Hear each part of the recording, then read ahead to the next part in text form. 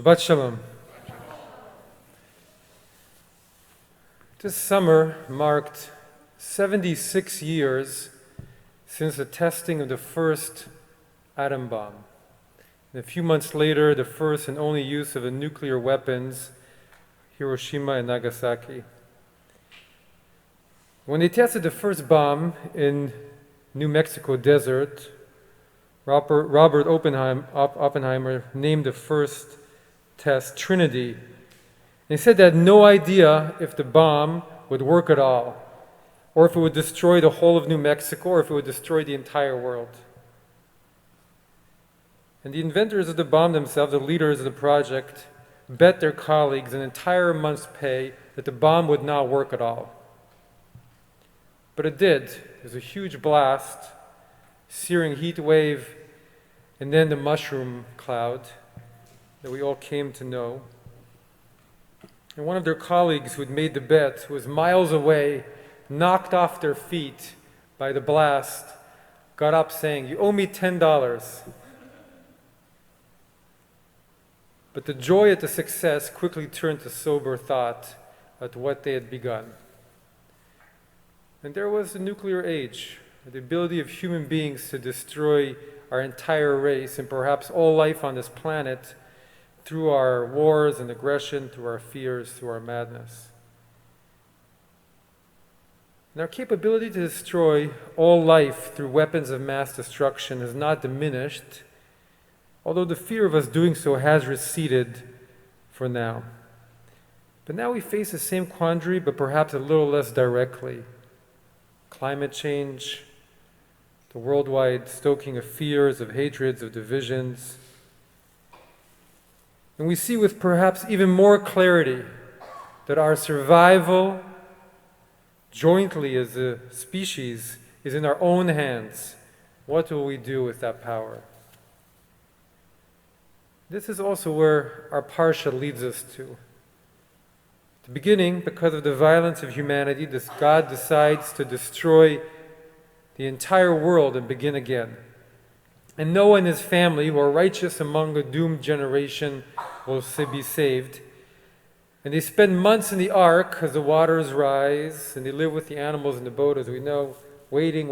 And eventually the waters recede, and they receive the good news that life is beginning again, symbolized by the dove with the olive branch coming back to them. And they walk out of the ark and they begin anew. And the rainbow appears in the sky, and God tells them that the rainbow is now a sign of His covenant with humanity, that He will never destroy the world again. He says, "You'll be reminded of my covenant every time you see the rainbow appearing when the rains end." So God was saying, here is a new beginning, and I am going into the background, and now it's up to you. Because He would never interfere in the same way again. He would not destroy again. But God never said that we could not destroy the world ourselves.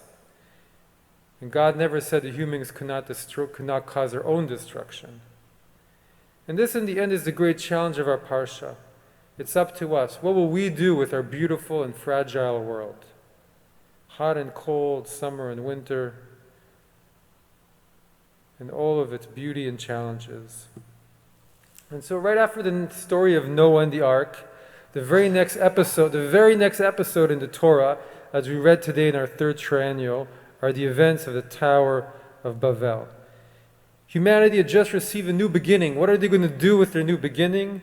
They build this tower to storm the heavens. So God does not destroy them, but He confuses their languages. So that they blabble, Babel, all in different languages, and they can no longer unite in that dangerous cause. And so the Midrash teaches us there was an incredible opportunity there after this new beginning that God had given them. They could have come together at that moment and built the Mikdash. They could have come together and built a temple that ended up being built thousands of years later in Jerusalem. They could have built it at that moment. Could have changed the course of all of biblical history. But instead they chose to storm the heavens. So on one hand, the question is, what are you trying to build? Are we trying to build a tower to our own power and glory, or a temple, a house of prayer for all peoples? And since the pandemic, that question has resonated with all of us. What are we trying to build in our world, in our own lives? We all hope it's the beginning of finding different answers to those questions. It also provokes a second question. Whom are we building for? The generation of Noah, the God condemned to violence at the end of last week's Parsha, had fallen to corruption and violence. And their only thought was of themselves, of building societies to oppress others, warring with each other for their own needs, wreaking havoc at every turn out of their own greed. And it even goes back to that, what had befallen humanity in the Garden of Eden, since Adam and Eve had eaten of the fruit because their desire to acquire the wisdom and power of the gods. And of Cain, who killed his brother Abel because of his jealousy, Abel's offering was accepted by God. And then in the story of the tower today, once again they build a tower, they build for their own interests, for their own power, and they fall. So the answer to the second question that we are led to ask, of whom are we building for, should be we are building for a common good. We are building for humanity.